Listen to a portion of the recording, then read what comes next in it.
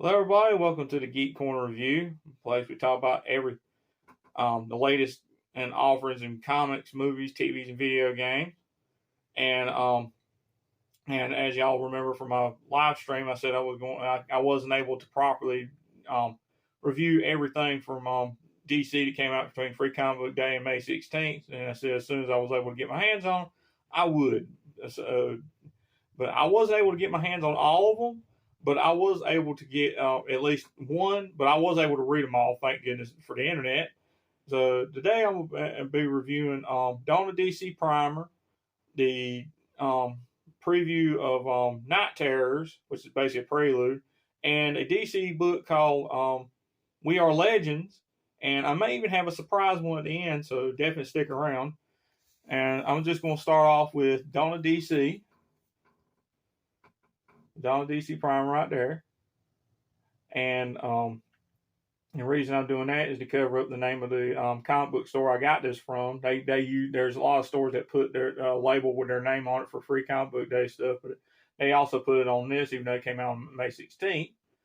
And on the screen right now, I'm putting the showing right there the full cover, front to back. It's a wraparound showing all the DC heroes. Looks really good. And this is what it looks like without a sticker on or anything obscuring the view. And it just basically shows all the current DC heroes in the Pantheon right now. And basically it just shows what's coming up. It's a lead off from Dark Crisis after Amanda Waller has basically gotten the okay to go and just try to kill all the DC heroes and just basically go ahead and try to kill all the DC heroes, and meanwhile she's meeting up with all these mercenaries to try to get hire them to kill the heroes. And personally, I do not like that part. I think Amanda Waller's been getting entirely too much attention. As I've said before, I didn't like her in JLU. I didn't like her in any of the Suicide Squad movies, and I don't like her in this. I don't like it that she's going at her inside essentially the entire DC universe, heroes, and possibly even villains. And the more interesting part is coming when it also happens during the issue when her team is off on an island somewhere looking for a mystical artifact that turns out to essentially be a black helmet. Dr. Fate helmet, which is called the Helmet of Hate. And personally, I would love to see where this goes because because it ties in with the Night Terror story. And from what I've read about it, somewhere along the lines, they're supposed to introduce a character called Dr. Hate, which means somebody along the lines puts this helmet on and becomes this Dr. Hate character. And I would love to see where that goes. But personally, and the art was good too. I'll definitely say the good art was good, but didn't really like the Amanda Waller story because there's too much Amanda Waller in the comics anyway. I don't like where this is. I don't like this at all. But I do want to see where the Helmet of Hate thing goes. I do want to see where that goes. And and personally, just thumbs down for me for a lot of it. The story is a thumbs down, except for the whole helmet story. The art is a good thumbs up, and the cover is a good thumbs up too. But also lets you know there was a free version of this. There was a $4 version, a $10 and a $10 version, which was I think it had all the heroes on it without any text. And also there was a variant cover that had nothing on it. It's one of those blank covers you can take to a comic book convention. They'll draw whatever you want on it. So, but I got the free version, so, obviously.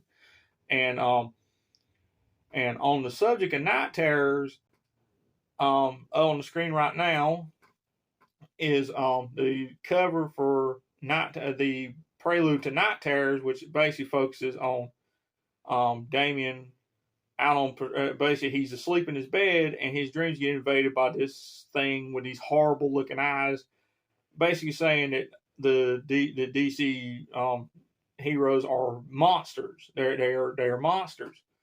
And he's trying to get out of his dreams, and he wakes up to Bruce there comforting him, but then Bruce's eyes change to look ahead, saying, I'll make sure you never sleep again. And then he wakes up on a rooftop, and basically he's just collapsed. And from what I'm getting to this creature, whoever he is dragging the world of nightmares into the world, the waking world of the living. And personally, that's infinitely better than seeing Amanda Waller go out of the DC heroes for the umpteen millionth time.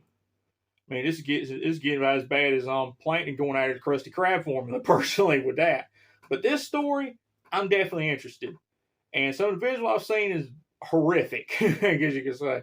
I mean, you got a monster nightmare version of Superman and Wonder Woman, and the messed up version of Batman. I tell you, it's got essentially the barrel of his parents' gun, and the gun that was used to kill his parents, sticking out of his forehead, taking out the forehead of a giant bat, basically a bat, not a man bat, is like a giant bat, and it has a gun sticking out of it, and it's just horrific. And personally, I want to see where this goes. I would love to see where this goes and read the rest of the story. And the other one I was talking about, the other mention up on the screen now, is DC We Are Legends. And basically, the what I can say to this story is, we've been here before, DC. What they're essentially trying to do is bring manga characters into DC. They did this before with trying to bring their own version of Marvel characters into this.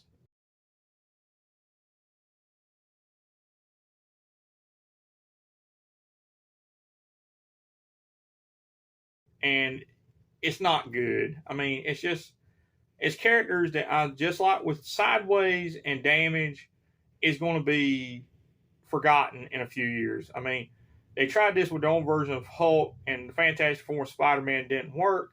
And now they're trying it with their own version of manga and anime characters. It's not going to, they're going whatever's popular. It's not going to work. And I just would give this book a thumbs down. It's not good at all. It's just not good. I'm not even going to explain what happens in it. It's just 3 characters. It's just going to be forgotten, and that's it. And as I said, to me, it just was that great. And I would say a lot of this, I'm just sad for DC that a lot of these books were not as good as I thought they were going to be. I'm just sad. But it wasn't all bad. I did read one that was a surprise, and that is Teenage Mutant Ninja Turtles, The Saturday Morning Adventures. This was a surprise to me. I didn't know they were going to make a Saturday Morning Adventures comics. It's basically a comic based on the old Saturday Morning Teenage Mutant Ninja Turtles cartoons. I loved that show as a kid. I have the whole series.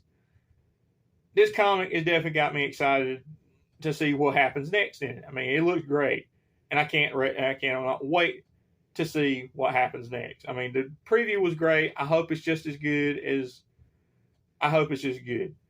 And that's all for today's Geek Corner review.